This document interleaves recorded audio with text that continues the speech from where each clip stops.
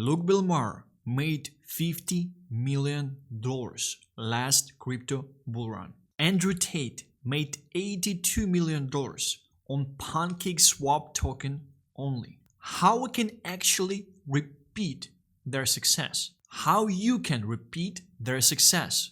How can you digest the learnings, position yourself, and make similar returns?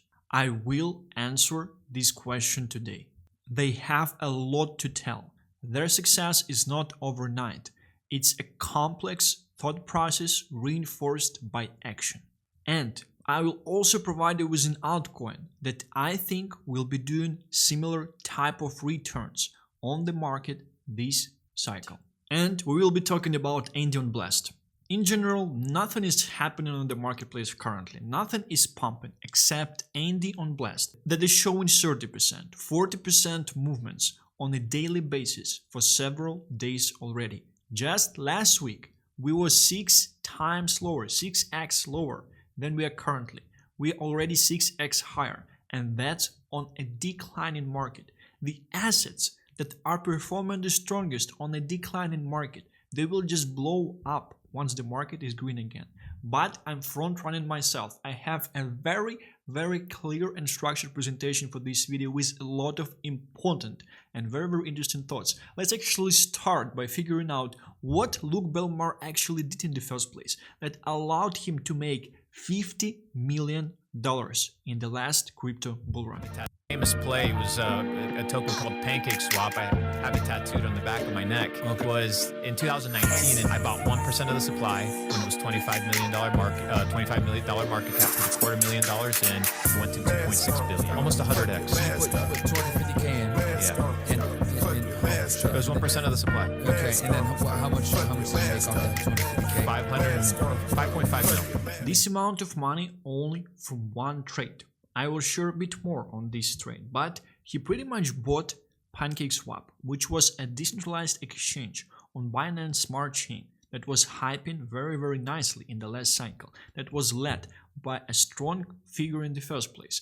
Luke Belmar is actually the person who wants to invest into teams and into people and into winning teams and into winning people. There is a piece of very interesting information I'm actually going to share. Let's check out what Andrew Tate was saying himself in the last cycle when all of this was happening. This has been making me money for 6 months. 6 months ago, I told a bunch of people, hey, you don't have to go be a shit muncher. Why are you working a job like a shit muncher when you can have money from the sky? And they were like, oh, Tate, no, I'd rather go to work. Read this. What does it say? Chocolate cake. Chocolate fucking cake. What's the price of cake? The price of cake. What's the price of cake? I think it's $20 now. $20. I had cake at fucking what, 33 cents? 33 cents. Like 40 grand of it at 33 cents. Now it's $20. Do the fucking math. I'm a trillionaire. I'm a millionaire again. I became a millionaire. Now I keep becoming a millionaire over and over again. Now all I do is make millions. Oh, I have 1 million, 2 million, 10 million. And I tell people on the internet, you don't need to work. You can get cake and pancakes, and you can flip the pancakes and get money from the sky. And they're looking at me like... This was the peak of DeFi summer. And what's interesting is that Andrew Tate's entry point in PancakeSwap was a bit higher than the entry point of Luke Belmar. Watching some older videos, I actually saw myself, I vividly remember this, that Luke Belmar actually called to Andrew Tate to get into PancakeSwap. This is the lesson number 1. When you go big into a position because you have high conviction, you need to attract influential people with money, explain them the thesis, and make sure you actually get them on board. But it's actually very important to understand why Luke Belmar put $250,000 into one token, because in one of his interviews he's actually saying that it was all his net worth at that stage. It's such a crazy action to do in the first place. We have to understand why. CZ, he owns the biggest exchange. I started buying Binance in 2017 at $2, like a savage. BNB? Yeah, and it was crazy. And I was like, this guy's talking on Clubhouse about PancakeSwap. There's a high likelihood he's gonna make this thing fucking run. So I put my chips there and it worked. And it could have easily not worked, but it worked. And that's what life is. Life is literally calculated decisions. Business, your job, that's all calculated decisions. Day by day, it's a calculated decision. The problem is most people outsource their decision making to a boss because they don't want to assume responsibility for their life. So the decision that I made was, instead of making fucking 90 trades and buying all these shit coins and all this stuff, let me find something that is quite stable and bet on winning people. This is such an important thought in investing in general in the first place. Instead of doing 90 trades, let me find something that is quite stable and bet on winning people. This is a very, very important phrase in the first place. Let's actually check out one more video before I will continue with my comments.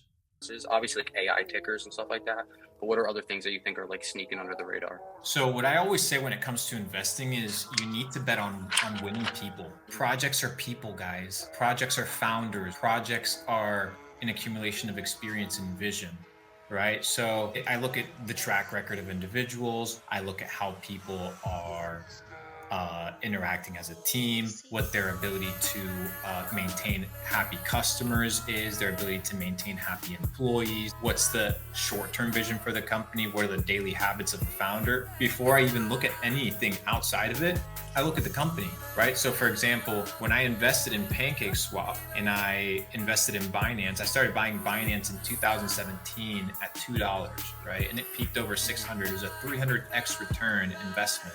Unicorn status, guys. Like for every $1,000, there was $250,000 pulled. That's the number that you need to have in your. It's actually so smart in the first place. When venture capitalists invest into Web2 type of projects, they focus on the team, they focus on the founder in the first place. And Luke is doing the same thing. Not speaking about the charts, not speaking about fundamentals. It's so alien type of process in crypto still to this day to actually invest in winning people, in people who prove themselves on the marketplace already, in people that took 80% market share of 20 billion market already. I'm front running myself just a bit. I will tell you everything in time. The last one before we move on with conclusions. The winner's formula is very simple. I don't bet on products. I don't bet on market cycles. I don't bet on real estate. I don't bet on speculation. I bet on people. And yes, there's speculation attached to people, but I bet on winners. This is just so crazy thing in crypto. You know, last week I actually paid someone 7 Solana, $1,050 to spend 1 hour with me. The guy I paid this money to is actually a Solana Memecoin trader. We checked out through my portfolio, general thought process. I made certain actions after the call as well. The main advice that he actually gave me: go larger on conviction plays, and you don't have to buy everything. You have too much stuff. And I definitely found myself buying in a lot of stuff, following these different calls from Telegram and things like that. And look, Belmar showing a different type of approach, outperforming 99% of the market. He just bought PancakeSwap and he bought BNB. One company, one ecosystem, one person. PancakeSwap is generally a leverage bet on BNB in the first place, and I will explain this to you as well. This is just so crazy to see and understand in the first place how smart this actually is. The concept is so foreign in crypto.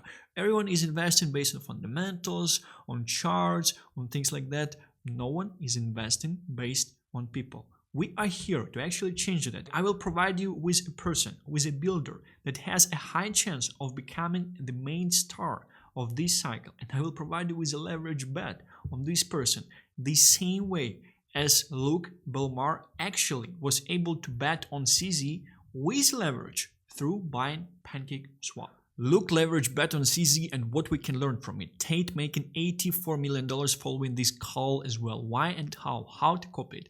Luke made 50 million plus in last bull run. Andrew Tate made 84 million only on PancakeSwap. We can study it and copy toe to toe. Key factors: bet on the winners, people and teams. No one in crypto is actually doing that. Very, very small amount of people are actually doing that. Enter high conviction plays with size. This is something that I'm not even doing often.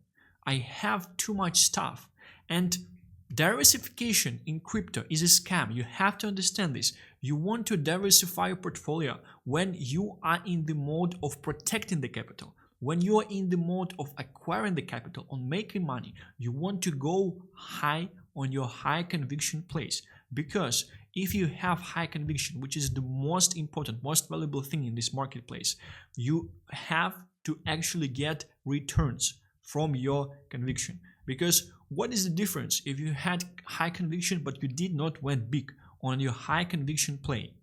You will just feel salty, you will feel like you did not make a lot of money, you will probably take profits too soon, rotate into some stupid play because you did not make enough money, and you will just lose it all in the first place. It's very, very important to actually go big on your high conviction plays. Bet on the hot new narrative that has a high chance of going up higher.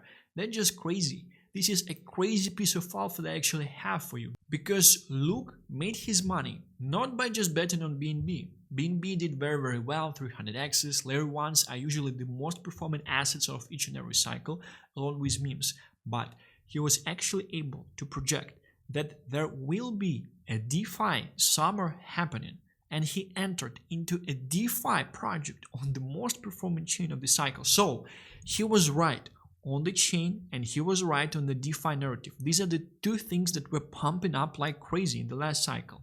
And currently, what we do have, we kind of understand that DeFi this cycle, same type of hype, same type of pump, probably will be happening in meme coins. It's happening already. Just watch this video about the whole narrative of meme coins to understand why they will actually continue to outperform. So what we have to do currently is actually figure out who are winning people. What are the winning ecosystem?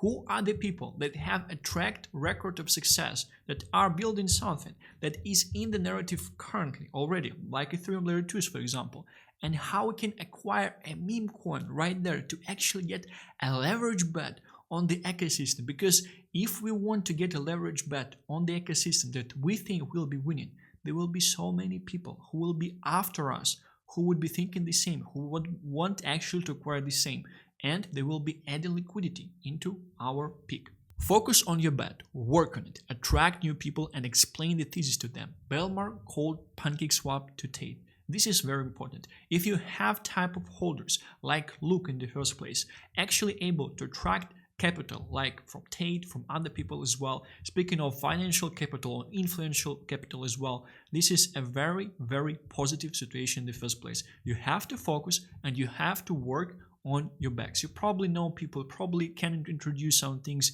to some things, especially if you are a whale in the first place. It's very, very important to acquire conviction on these things and obviously work on your backs. Use proxies, leverage bets on people or chains. PancakeSwap was a leverage bet on BNB, which is a leverage bet on Binance, which is a leverage bet on CZ, who is the founder of Binance in the first place. Bake, which is the second DEX project competitor to PancakeSwap that Luke actually bought as well. He bought it at 8 million market cap and it went up to 1.6 billion market cap. Bake was even further the risk curve. So Bake was a leverage on PancakeSwap, PancakeSwap was a leverage on BNB, BNB was a leverage on Binance, Binance was a leverage on CZ. Imagine how far on the risk curve he actually is and how well he capitalized, making $50 million. This is something that like not a lot of people actually are making in their lifetimes. How well he capitalized from this bet. All he had to do is bet on winning people with track record and focus. Focus on the ecosystem, understand what is, and just hold, because you also have to have balls to hold. A lot of people are selling after 2x, 3x, 5x, 10x. Guys, Bitcoin dominance did not even go down at this stage. You will regret so much if you will fade winning things that you're holding currently. Much more liquidity will be added into the ecosystem for each and every project that will be able to survive. It will be largest fate for you. You will pretty much just, I don't know, you will curse yourself for the rest of your life if you would actually be selling your winning plays currently. It's just so crazy to understand in the first place. Recognize winners, talking about hot narratives of the cycle early, recognizing it and being bullish on them. This is a very, very important piece of alpha as well, because he's saying on one of his shirts that he was in Clubhouse and he heard CZ talking about PancakeSwap. So CZ was talking about DEXs and DeFi and he was bullish on it. We have to understand, maybe the person that I will be suggesting you, he's not talking about meme coins in the first place. We have to understand if the person that I will be sharing actually focus on the hottest narrative of this cycle. Thus can understand that this narrative, memes, will be actually able to attract the largest amount of people, largest amount of liquidity into his chain. We will actually figure this out on this video as well. If you want to figure out who is this person, if you want to figure out how you can actually get a leverage bet on this guy who took 80% of one of the very large crypto industries already, make sure to watch this video till the end. This might very well be life-changing information.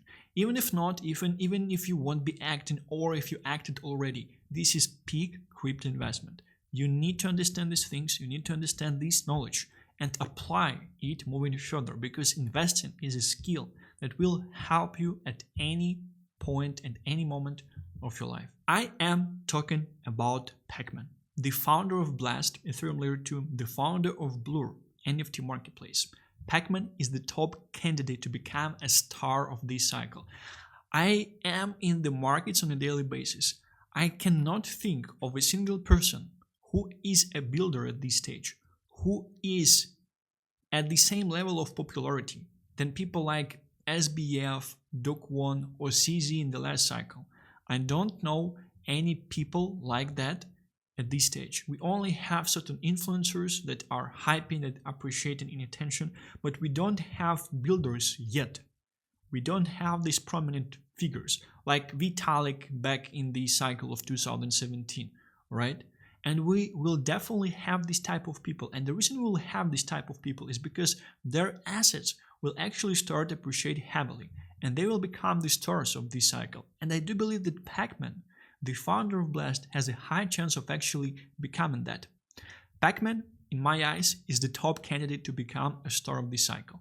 Not an influencer, but actual builder of the chain, like CZ, SBF, and Duck1. We have to understand that behind all these people, there were layer 1 projects. CZ, BNB, SBF was highly associated with Solana. Duck1 was the founder of Luna in the first place. And there are reasons that main builders, main stars of each cycle, they are actually layer 1 or layer 2 builders, because these are the type of assets that tend to actually appreciate the most. Not only speaking about this cycle, not only speaking about previous cycle, in each and every cycle, the most performing assets are layer 1s or layer 2s and meme coins. And meme coins this cycle, they are an interesting, very interesting and lucrative bets on actually the success of the layer 1s on layer 2s, because if layer 1 or layer 2 will perform separate blockchains, right, meme coins are your leverage bets on these layer 1s and layer 2s. Successful exit in Web 2. Pacman actually had a successful exit from Web 2 company, which means that he was able to sell his share, and you can only sell the share of the company if it's quite successful. No one wants to buy garbage from you, right? Taking 80% of the market share of the whole NFT market in less than a year. I'm obviously speaking about the success of Blur. And some people might be saying that, oh, OpenSea was so bad, it was easy to take that market as a storm and things like that. Guys, I ran a custom software development company for 6 years. At the end of the last boost cycle, we had crazy amounts of requests for the development of custom NFT marketplaces. Everyone wanted to develop this type of solution. People were throwing hundreds of thousands of dollars to actually develop these type of solutions in the first place. This is the team that actually won.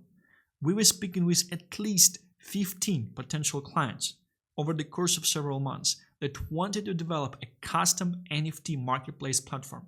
This what was actually hyping, and this, it's only us. We are not like a very large company in comparison to others. Others probably had thousands of requests. Everyone wanted to develop an NFT marketplace. This guy actually won, and he won not by throwing hundreds of millions of dollars into marketing. Anyone can throw hundreds of millions of dollars. It's all about ROI. He won by making it in a way that it will actually solve market inefficiency and incentivize users who are working as market makers inside the ecosystem. So it's genius in the first place, and only the person who understands this space very, very well could have come up with this type of thought process. And market makers, they actually recognize that. Market makers understand that what he has done with Blur, he pretty much democratized the function of the market maker, and all the money, all the revenue that the market makers are making from solving inefficiencies in the market got distributed between the users of Blur, who helped to stabilize the system, helping them to make money in the process as well. That's a very, very smart and genius thing to do in a highly financialized industry such as crypto. Same team working on Blast, already top 6 chain by total value locked on chain even before the launch of the main token between all of the blockchains ever created by man. This total value locked is actually larger than total value locked by Base. And you have people screaming about Base for 4 or 5 months already. No one is still talking about Blast, yet Blast TVL is actually larger. Do you understand the potential? You have to be into things when no one is talking about them. And it's not about like me just liking something, it's data. It's actually on-chain data in the first place. It's so crazy to understand. Recognizes Memecoin trend early and talks about it. So it's very, very interesting and important. I want to share with you part of his interview because it's quite interesting that interviews with Pacman, they get like 1.5k views, 2k views. Who's watching them, you might ask? I am actually watching them. And he is speaking about meme coins. It's very, very important. I see so many similarities. We see Z speaking about DeFi and DEXs because we had DeFi summer. It was hyping like crazy, and he understood that early. And I do believe that the same thing we have with meme coins. And it's not something stupid in the first place. People just do understand that in the first place. Point number 1, meme coins do not require additional education of the audience. It's very, very easy to understand and digest the concept of the meme coin in the first place. Therefore, you don't have to spend marketing dollars and time and resources on actually educating your audience so they would buy into a token. Therefore, the barrier of entry is very, very low. Secondly, meme coins are actually the best marketing tool, the cheapest one to attract users on chain. Solana showed that already. The main reason for the Solana to surge up was the meme coin mania, which also was confirmed by the market maker of Bonk. Base kind of doing the same things currently, supporting meme coins on Base. Each and every chain and each and every founder will adopt this thought and will adapt to the market conditions, or unfortunately they will believe in the market. So let's actually figure out if my candidate for the main builder, main star of this cycle understands this narrative, or maybe he is against it, maybe he is mid-curving it, maybe he does not want to do anything with meme coins on his chain, right? I'm really surprised that meme coins didn't really take off on Blast. Like 2 months ago, I put out a tweet and I said, I can see Blast really dominating the front page of Dex Screener. And that didn't happen. And what happened was Base was the one where the meme coins took off among the layer 2s, of course, after Solana. What happened there? Yeah, that's a great question. I think there's a few aspects of this. One is the thing that I've noticed, especially about chains, it's very hard to predict the trajectory of things, right? Like even Solana, it was like all the rage for a period, and then it was like dead for a period where like nothing was working on the chain, like VCs were investing, like none of the tokens were popping off. And then Solana Moon, and then suddenly like everything was working on the chain again. And after everyone had written it off, even Base kind of had this trajectory where it was like really crushing it early on and then bald rugged. And then that kind of just like took a lot of the steam out. And even Friendtech kind of like died out as well. And there was like nothing on it for a bit. And then I think recently with like Barcaster and Degen, then it like popped off again. So a lot of this. Do you actually hear, by the way he's speaking, he's closely watching after markets. He understands what exactly is happening in different parts of the marketplace and with meme coins specifically as well. This stuff I think is like very, very hard to predict. But one of the things that I think contributed to the current state on Blast is actually the incentive system actually provides a headwind for assets on Blast, because the way the current system is set up is that you earn points for holding ETH and USDT, and you can also earn gold for using dApps.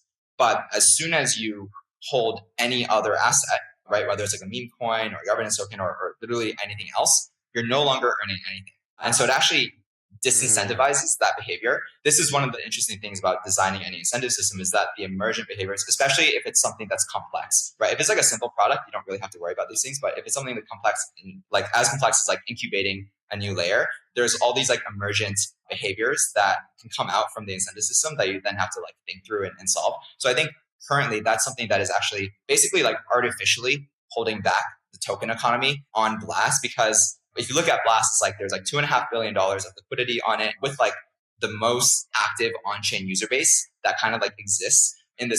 $3 billion of liquidity with the most active on-chain user base. And he's specifically speaking on the question of meme coins. And he's specifically saying that incentive mechanism was not designed in a way, it was designed in a way to artificially stop people holding memes and buying into memes, because it would probably mean that they won't be receiving their airdrop points, Blast Gold, right? But let's hear what he will say in a second. This case, or at least like in like Ethereum land. So it's like, it's kind of like the gunpowder is there and like the match is there, but it's just like the fire is kind of being put out, I think, artificially because of disincentive that currently exists. That is something that like we are actively working to solve. And we have like literally just yesterday, we have a mechanism that we are like very excited about. I can't really touch on it right now, but basically just what I can touch on is the current problem, which is there is that headwind effectively. One more time, the founder of the chain says that they are actively working on solving the enablement of Memecoin season on chain. The founder of the chain has this question, and he's working on this question.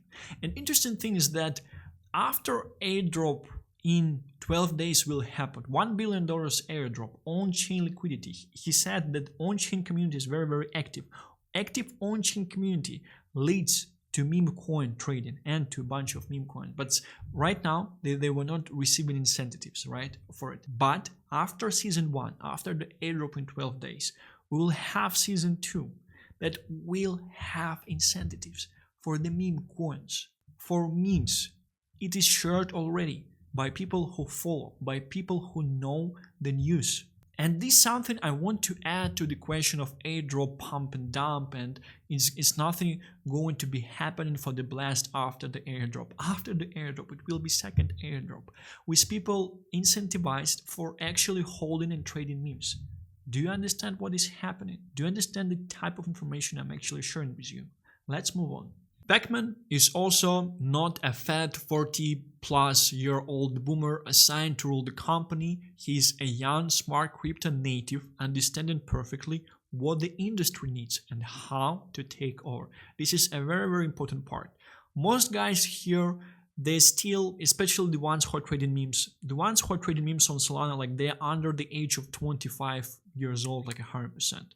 Some of people who are trading memes, they might be under like 25, 27, right? You will not find a lot of people who are trading memes who are older than 27 years old currently. Therefore, you actually need the founder in around the same age bracket to actually understand what is happening, to be in the trend, to be able to build this ecosystem, to allow for this type of infrastructure to happen internally. Summing up the whole thing, summing up the Pacman situation, imagine you are a venture capitalist. Some of you don't have to imagine that you're a venture capitalist because you are a venture capitalist, right? You want to make a leverage bet and you see the credentials of the founder. Here they are. Drop out of high school at 16, went to Y Combinator in Silicon Valley. Y Combinator is just a crazy startup accelerator in the first place. It's world known. A lot of products that you are using, they're coming out of Y Combinator. If the founder was in Y Combinator, a lot of VCs, they will actually send money right away because they understand that he is cooled. He knows how the industry works. He knows what to focus on. Because with a lot of the founders that are not going through this type of education, VC actually has to focus, has to teach the person, because sometimes they might be working on revenue, on HR, on marketing, but in reality what they need to work on is actually increase of the valuation of the company, because no one the fuck cares. Like, it's nice if you have this type of numbers in the first place, but VCs want the number to go up, and sometimes the things that you're actually doing for the number to goes up And sometimes the things that you're actually doing for the number to go up, they're not connected with direct linear correlation type of things. Sometimes you have to do some other interesting things in the first place, right? Went to MIT, which means great network of world-class, world-level engineers.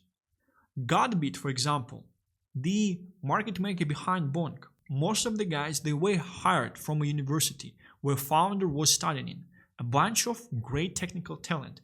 And here we have the same thing, because Pacman was saying the same thing, that most of the guys that he is working with, the team, they are actually from college in the first place. It's just so crazy, nice part of talent in the first place. Successful exit from web to company couple years after. That's also crazy to understand, because very, very low amount of people in crypto are actually something before they came into the industry. Most people, they just got lucky, and right now they're in the industry, they have some skill, but most people, unfortunately, they were nothing before crypto, fucking zero, with no skills. And that's, I think, type of the imposter syndrome that a lot of people in crypto actually have in the first place. I don't have it because I run a real fucking company with 150 people, with global clients. We work with large centralized exchanges that you are probably using. And this guy has a successful exit from a Web 2 type of company before crypto. Man, you just need to understand the fucking industry. It's so fucking huge. Taking over 20 billion industry by storm in less than a year with a bunch of competitors, NFTs, Blur. So here, obviously, I'm speaking about Blur. I'm speaking about Blur taking over 80% of NFT market in less than 1 year.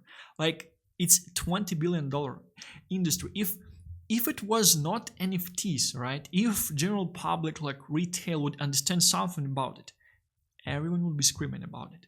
You will be seeing it on every channel, on TV, on like some newspapers. People just don't fucking understand what is it in the first place, right? That's why they're not talking about it. But it's so huge. It's so crazy. It's a highly financialized industry in the first place. Taken over, but by solving market inefficiency in a way that it was solved. It's huge.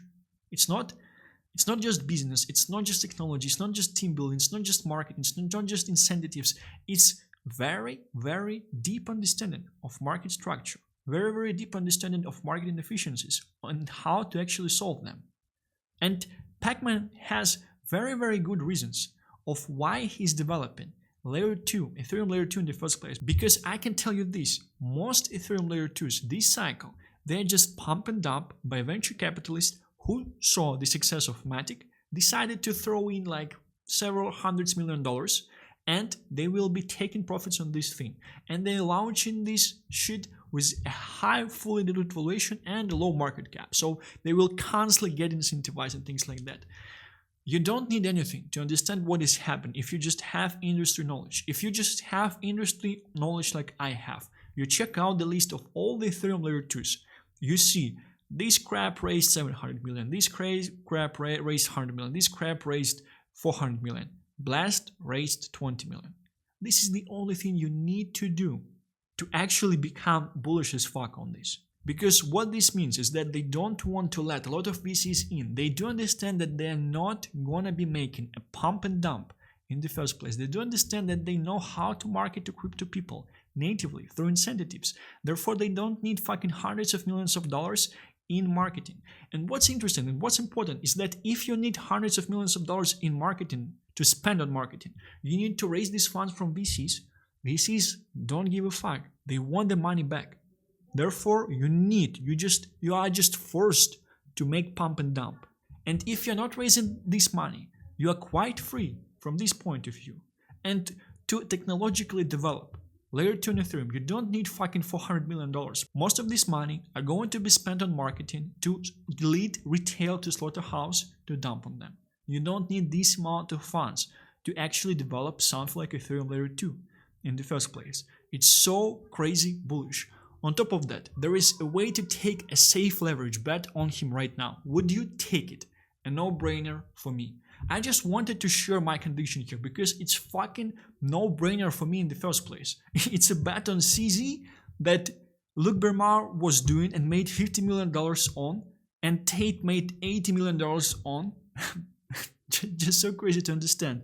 You have to understand that the meme of the last cycle was DeFi. The meme of this cycle are memes. You can invest into winning team, into winning process.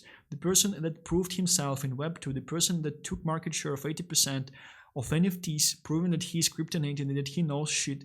You can invest, you can bet on him through leverage bet. That is quite safe because we're still at a very, very low market cap relatively to the things that are actually coming. You're just not fucking ready to what's going to come. Like I'm constantly thinking about flaws in my logic, and please, I advise you, I'm looking for, type, share any useful comments. If you think that there is invalidation of the theory, if you think that the logic is not flawless, if you think that something does not work here, what you can do is buy the largest meme coin on the chain, the character of Boys Club, the original one, from Mad Fury, from the artist, the same as Pepe, that will be moving after and is moving after Pepe as well, with a crazy team, with the level of quality of content even higher than Ponky, the best type of content meme coin at this stage, with all the catalysts, with 1 billion airdrop, with crazy on-chain activity. Pacman was saying himself that their goal with the chain is to make sure that on-chain activities are actually the most convenient to perform, and people are incentivized for them to actually perform them in the first place. On-chain activity that got Solana to the current market cap is meme coin trading. The largest meme on Blast will be doing so fucking well. I cannot even share more conviction. And I want to go into technicals right away. And I want to stop at Elliott Wave 3 because all the analysts that I'm seeing on the marketplace, they're just telling like 3 years ago we had this fractal, we copied this fractal now, and that's why like this will be happening. What type of bullshit, what type of analysis is that? How can you actually follow this analysis? Show me the crypto analyst, crypto influencer who actually predicted last 3 short-term market moves right. I will buy fucking plane tickets, I will get on the plane, I will fly in, and I will suck him off. I will suck him off right away if he got 3 last short-term market moves correctly, by fucking showing you what happened in 1992 with the chart of oil. And that's why this is something that should be happening with Ethereum, right? It's just so fucking weak in the first place. Elliott wave theory is actually science. It's actually in the charts. And following the charts, Valhalla is what awaits us. Actually following all the crazy fundamentals that we have currently. Let me actually break this down for you. The reason we can provide a structure, a setup following Elliott wave theory right now for Endian Blast, the asset, is because we clearly can outline wave 1 and wave 2 of the movement, which means that we can outline wave 3, wave 4, and wave 5. Let's actually do that currently. Wave 1 starts at the start of the movement and at the peak of the first top. Then we have corrective wave 2, which usually ends at the exact bottom. And wave 3, 4, and 5, they have this type of structure. I would just put it right here for now, but we will figure out the exact targets as well. What's quite interesting is that assets are usually correcting 80% from wave 1 to wave 2. And we have to understand, we have to figure out, was this happening on Endian Blast? Because we need to have this asset moving following Elliott wave theory, because if it's not, it's very bad for the asset in the first place. It means it's not organic and probably just a manipulated piece of shit in the first place, right? So we see that the correction was around 85% at this stage, which is exactly how this happens, which tells us that there is a high chance that the asset will continue to follow the outline following Elliott wave theory. We are at a very, very interesting breakout point right now. Probably people who want to be break-even, who want to leave, some of them might be leaving currently. Man, they will regret so much. I will show you crazy stuff right now. So what we will be doing, we need to figure out where is the target for our wave 3. In order to do that, we actually build trend-based Fib extension from the start of the movement to the start of the wave 1 to the end of the wave 2, right? Wave 3 is usually at 1,618 in terms of the asset right here, right? But following all the crazy fundamentals, following all the things, the airdrop, following the fact that it's a meme coin, so they should be pumping larger, right? And usually wave 3 is the most explosive movement in comparison to all of the waves. So we have, for example, wave 1 here right now. Wave 3 should be larger than wave 1. This is what these assets usually follow. So I would want to actually put it at 2,618, which would put us at $1.2 per ND on blast, which is 5x from now. We want to figure out what is the target for our wave 4, because usually after this type of movement, assets, they go into the correction, a smaller one, but it is still happening. In order to actually figure this out from the end of wave 2 till the end of wave 3, we'll create a FIB retracement, and usually wave 4 ends at 0.382 mark right here. And after that, what we essentially have to do is to figure out what is the target of the last wave 5 for this asset.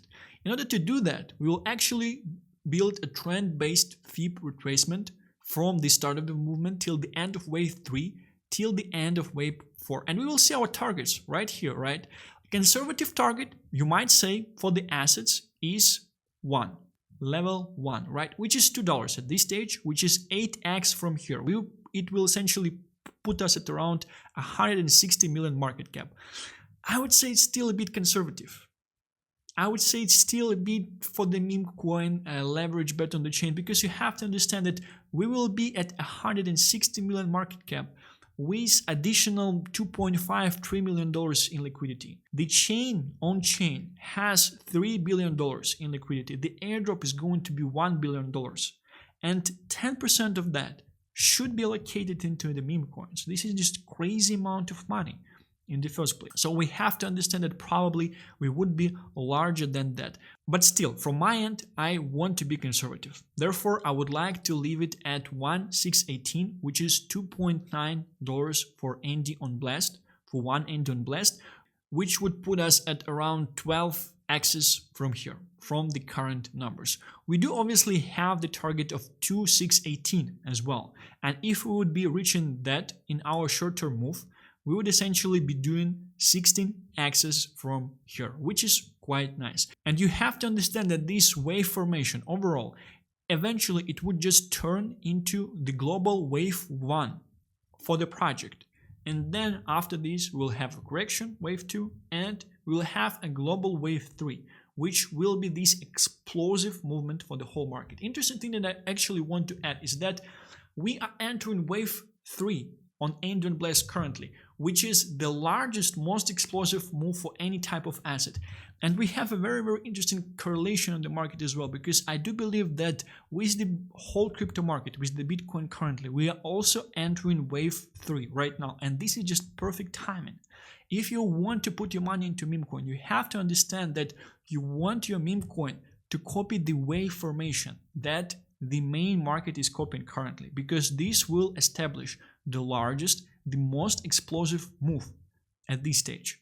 This is a very, very important point. You don't want to throw your money into a meme that is in corrective wave 4 at this stage and things like that. It's just not going to work.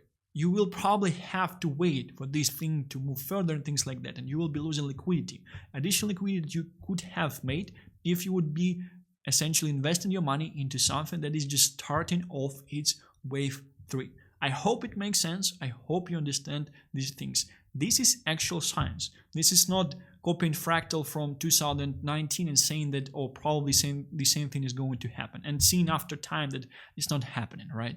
Moving further, ND on blast is a leverage bet on blast, which is a leverage bet on Pacman. ND on blast, largest meme on the chain, follows Pepe narrative. It's the same character from Boys Club, from the original artist of Mad Fury. Organic community went through a lot. It's an organic first meme in the first place, original meme in the first place.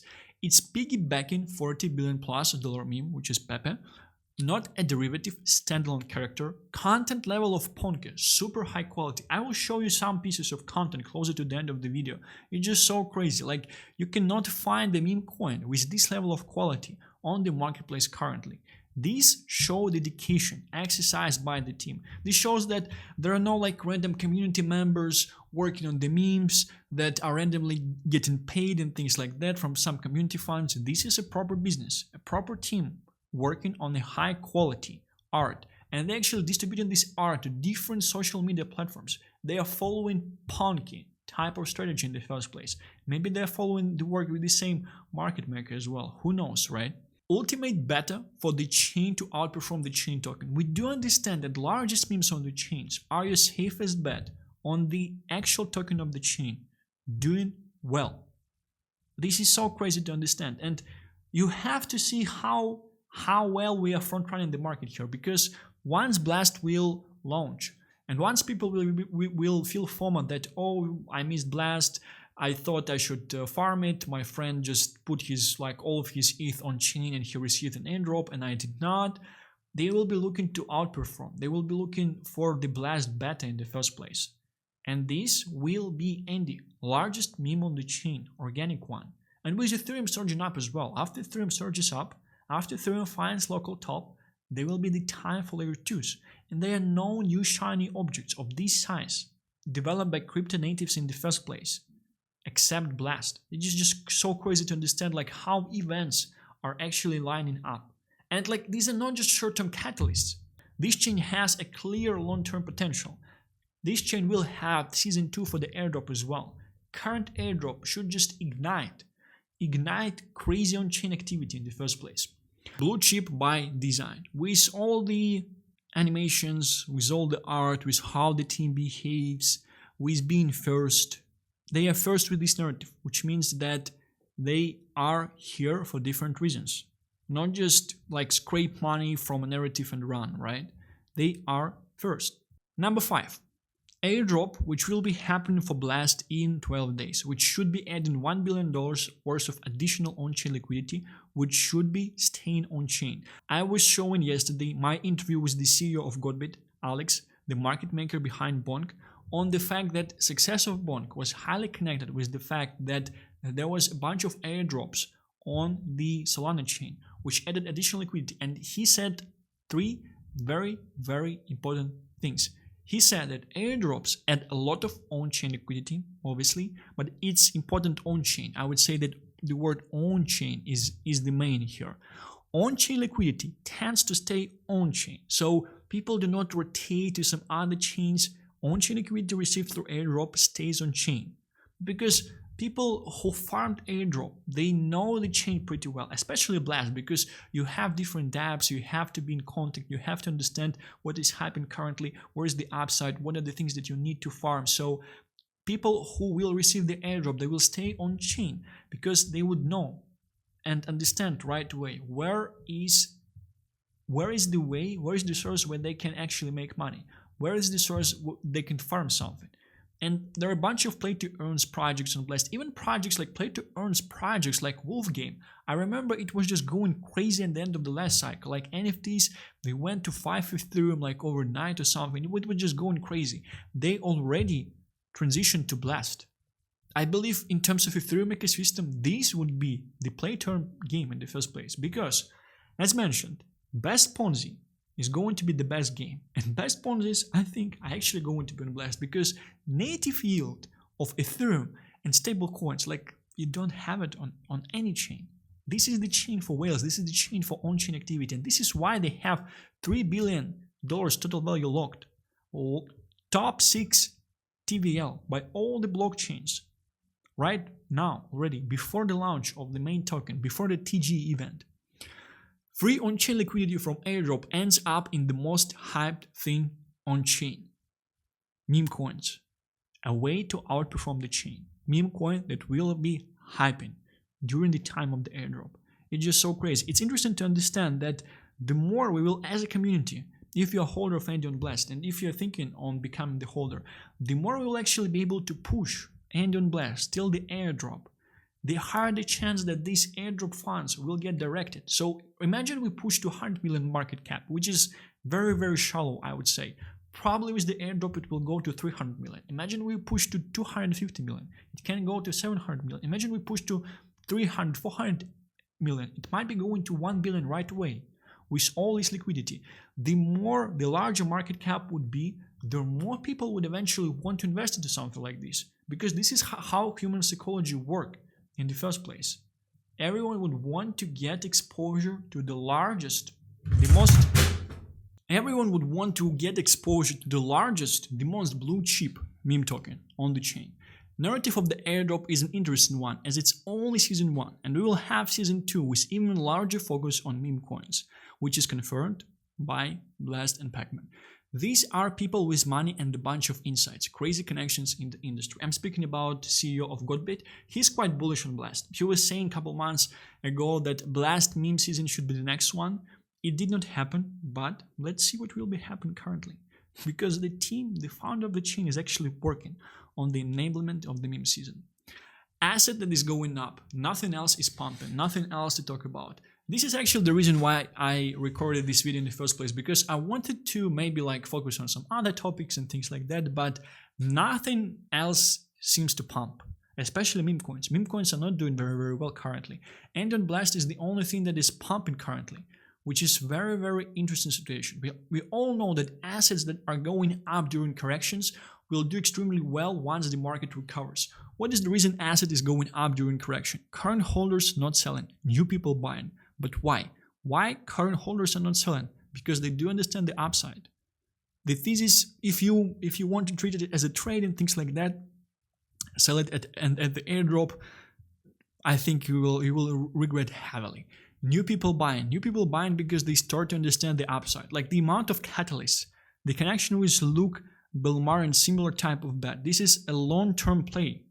This is just so crazy to understand, because you don't want to kind of trade in and trade out, because you don't know in this market where this liquidity, where this crazy amount of liquidity will actually come in. And it's even crazier than in stock market. And in stock market, if you are as an investor in the stock market, you stay out of the market for the 10 days where the largest price movement is actually happening, you will underperform by 50%. In crypto, these numbers are in hundreds of percent. Time in the market beats time in the market. You need to stay invested. Like this game with selling and buying lower and being not exposed, like how would you know that the market won't just surge up exactly the time, like when you're sleeping, do something, like you have limit orders set up already? I don't know. How can you play it like this? Saving very low downside, risking very large upside. Check out market cap and liquidity ratio. You won't find people that invested $17 of school pocket change money like early in the process, like one day after the launch, and have hundreds of thousands of dollars that you see on Solana. Because on Solana it's happening always, like you invest $17 early, you have hundreds of thousands of dollars into the token, and it's not fair, right? I acquired 2% of supply paying $82,000 for it, and I can't even drop the chart 20% if I sell in one swing. This is a very good and safe liquidity for whales. They understand that they can acquire a substantial amount of supply for the large amount of money, as it should be for any type of token, right? When I am entering Solana memes or even some Ethereum memes with bad liquidity to market cap ratio, I can be buying $20,000 or $50,000 at 5 million market cap meme coin and only getting like 0.01% of the supply. Not something I want to see in any type of meme, especially considering the fact that someone just bought early $7 worth of the token and now has millions. I want a fair play. If I'm entering a $5 million with size, I don't want to see a bunch of people being whales of the token, holding hundreds of thousands of dollars just because they bought early. If I'm entering later but I'm entering with size, I want to have a nice amount of supply that I'm actually acquiring. A true way on how Ethereum Blast and Pepe Beta should be set up in the first place. Benefits of it, JITs, people who would be selling. They can't influence the chart a lot. At the same time, we don't need that much liquidity to push high.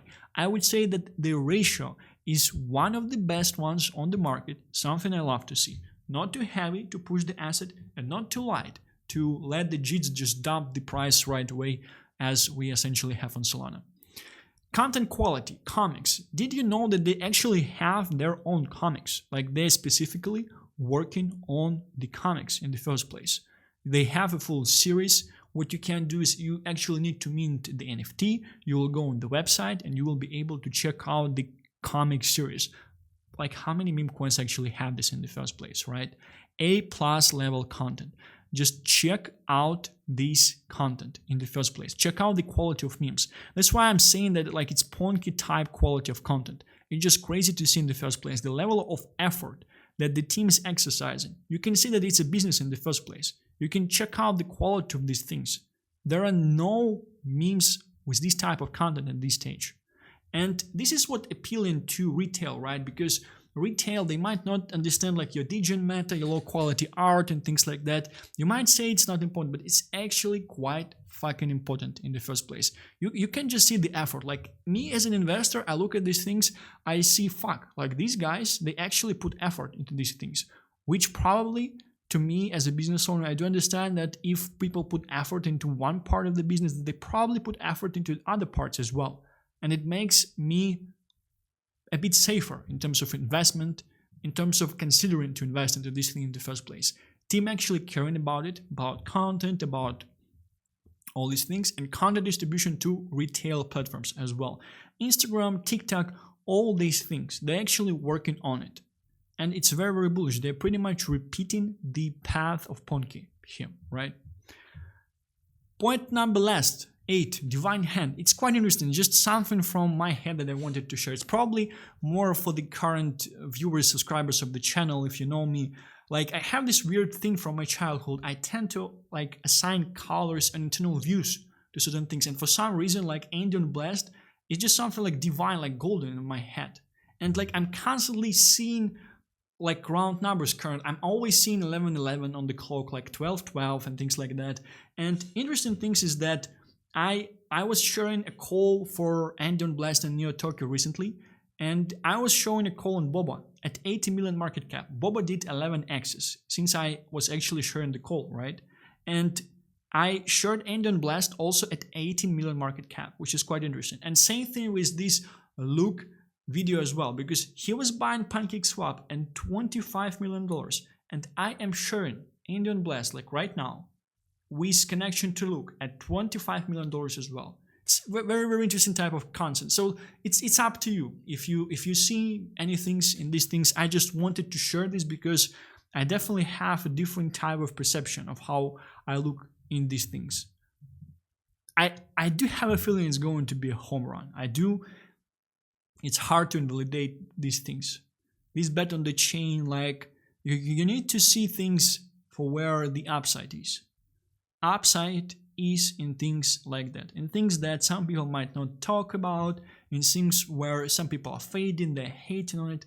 It's so fucking bullish in the first place because firstly, mind share is there. Secondly, they will be capitulating at a certain point of time.